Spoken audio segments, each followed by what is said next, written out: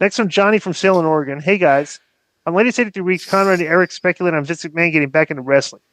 Thoughts? And should Russo and Ben Heyman be the lead writers? Thanks. I didn't hear that. That would be funny. I would actually like to see Vince have another shot at wrestling. You know who I would love for his guest of honor to be? Who? Special invited guest. Who? Donald Trump. Donald Trump. That's right. He'd be the commissioner. Yeah. Commissioner well, recently Commissioner on Jack Tunney. I don't believe on Grilling JR, Conrad Thompson did tell JR, Vince has bought a studio and he's building a roster. Wow. Really? Yeah. How is he building a roster? But Conrad said, I don't know, he's probably, a few guys' ears. Deals run out. Bro, how are you building a roster these days? Well, offering somebody to work for you and you pay him. The guy's a billionaire. He probably has some good business partners. I'm aware of that, but I'm wondering, if he is looking at what these guys are getting paid these days because of Tony Khan. Right. And I don't know what time, like I'm saying, you think he's going to be, Vince is not going to be the type of guy to be like, okay, this is what I'm going to pay for this guy. If somebody wants to pay more, let him pay more. Pretty much. No, because, bro, he let those guys, he's the one that let all these guys go. Yep. He let Jericho go and told, hey, go ahead. He let Edge go ahead. Right. I mean, I would suggest that the one thing probably Vince McMahon does know is the value of these guys. Well, maybe he doesn't because he mismanaged a lot of the guys on that roster. You know what I'm saying? So I don't know. It's interesting, but he asked if Russo and Ben should be the writers. But what's Vince doing traveling to New York?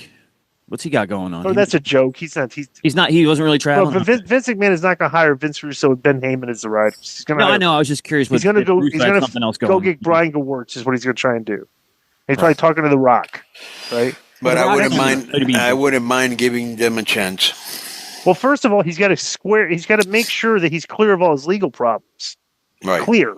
Right. Unanimously cleared. Like where there's no question. Like there's. Yeah, he's still in litigation. Yeah. Like it was all. Is the way this thing needs to be cleared. That he's still in. Are you ready for this word? What? Protracted litigation. That's a tremendous word for Latino. While on the podcast, go ahead. So next is from Jack from Morristown. What are your thoughts on the king of the NDA, Tony Khan, employing Rita Chatterton for a year, and the speculation that TK might be helping back the Janelle Grant lawsuit? Thanks. First of all, who is Rita Chatterton? Joe? That's the ref that supposedly maybe Vince or somebody had relations with. Is that correct, Joe? Was she the one that was talking about that she'd been there for a year and she hadn't done anything? Yeah, Tony brought her in. On social media lately. Right. Tony brought her in. I think he had her ref one. And she didn't do anything, right? But tell Disco who she is. Yeah, she was the female referee. Tell Disco who she is. She was the female referee in the 80s that, allegedly something happened with her and Vince in the limo. Remember, she did all the talk shows and Right, yeah. Oh, interesting. So Tony Khan hired her, did nothing with her, but just had her there, for whatever reason. For maybe, and the speculation. First of all, if it's speculation, I'm not, that TK maybe. I need evidence of that, obviously. So I don't believe that. That's crazy. That's ridiculous. But it is a little bit of a coincidence you would hire somebody 30 years later that probably isn't even in the business to be a ref, or what was she supposed to do? She was talking about, I've been here for a year and they never called me or anything. Right. Well, you're not the only one. If you want to make some fantasy picks on your favorite sports, check out Underdog Fantasy. It's all the rage, where you can choose higher or lower between 2 to 8 players, and you can win up to 325 times your entry. Use the code K100 at the Underdog Fantasy website, on the app, or at our personalized link, and you can receive up to $1,000 in bonus cash as well as a free pick. Underdog Fantasy offers a unique approach to fantasy sports, and it's a simple pick-em style format. You can select players you believe will outperform expectations without the complexities of traditional daily fantasy sports. The user-friendly interface and growing community make it easy and fun to play, plus it's available in over 30 U.S. states. We will share our picks for you every week on K100 Sports. You can follow along or play against us. So use the code K100 at UnderdogFantasy.com on the app or at the link included in the show notes and receive up to $1,000 in bonus cash plus a free pick. UnderdogFantasy.com. It's an underdog thing. All right, next one's from Matthew Trevino. Subject to, I'm sure y'all saw the DO Double J was promoted to head writer. As usual, there are a few dirt sheet marks that had to be negative about it. However, did you happen to see what AJ Styles wrote in his defense? Quote, before judging this guy from his past performances as a head writer, just know that there was a man who picked it apart to the point that it was no longer his ideas anymore, unquote. Speaks volumes about the amount, how it truly was in the writer's room. No surprise, really. P.S. Did y'all happen to catch any of the 50th anniversary SNL stuff? On the fan at times, the amount of celebrities present each other was a little too much. They have the audacity to use it as a platform to tell us how bad it is. Why self-indulgence is just low to me. Can't we just be entertained? I did not watch SNL. I have not been a fan of SNL for 20-something years. Like the old school guys are my guys, and all the new school guys were just after Norm Macdonald. Like he was like the last bastion of like people I was interested on Saturday Night Live. You know, when he left, it was like, you know, I'm not. I love the original Dan Aykroyd, Bill Murray, Eddie Murphy, John Belushi. That crew was great.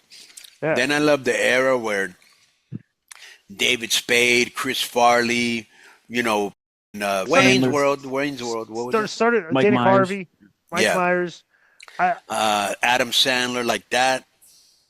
That stretch, like, I like. They weren't as good as the previous, though. But they were better than these. Oh yeah, the ones today are atrocious. The only funny one is when Colin Jost and the other guy do the weekend update. Weekend report. Yeah. So Matthew. Okay. So. Oh, by the way, it's so funny because Colin Jost. We answered that first instead of answering the wrestling question.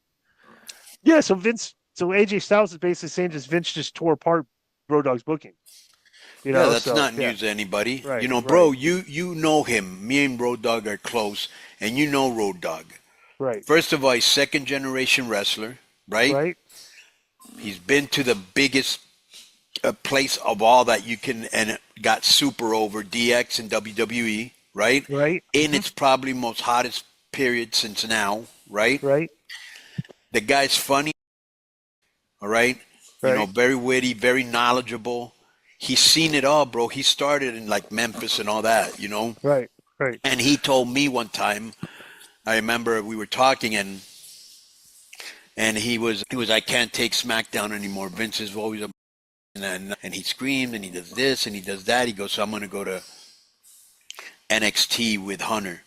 Right. And yeah, so that is a shoot. Let me give you another story here. So it's interesting. At TNA was where Road Dogg first became an agent. Right. Okay. And so you got to understand with Road Dogg too. Road Dogg had some bad substance abuse problems for years. Especially back then. Big into like this guy would pop like 8 at a time, and like we had to carry him off the plane. But he's still always had respect. Right. Even though a lot of these guys, even though guys that had substance abuse problems, they still had respect. Right. So when he was sobering up, like they kind of made him office, which is kind of like, all right, let's see how this guy does. But he's still got the history of like substance abuse problems. He can't be getting anything, but we're gonna give him a shot. Like they were gonna give him a shot. Bro, he was excellent at it from day one. Right. I remember when his first day of agenting, he was like shadowing me. Like I was like not shadowing. We were going around to get. It was like his first day on the job. Like dude, we like hey, this showing him the round. Yeah. Right.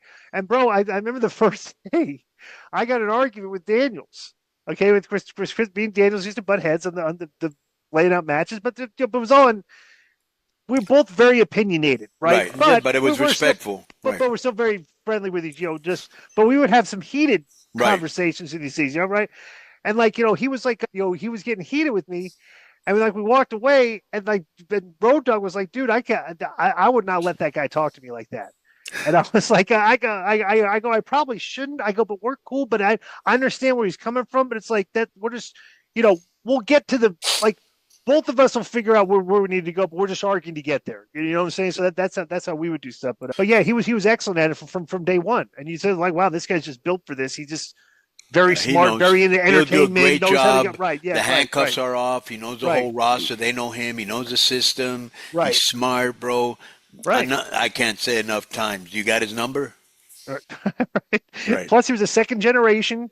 Right. But all the second generation guys are always usually gold in these situations, So and let's kick in a little extra ingredient into the gumbo, and he also served in the Marine Corps. Boom. Correct. There we go. Yo, what's up?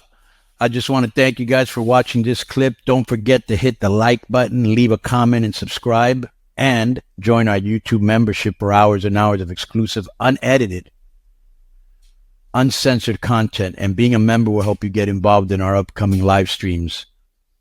Thank you for your support. Thank you for riding with us. I know you got a lot of other podcast choices, be it wrestling or other ones. And Thank you for picking us. Boom.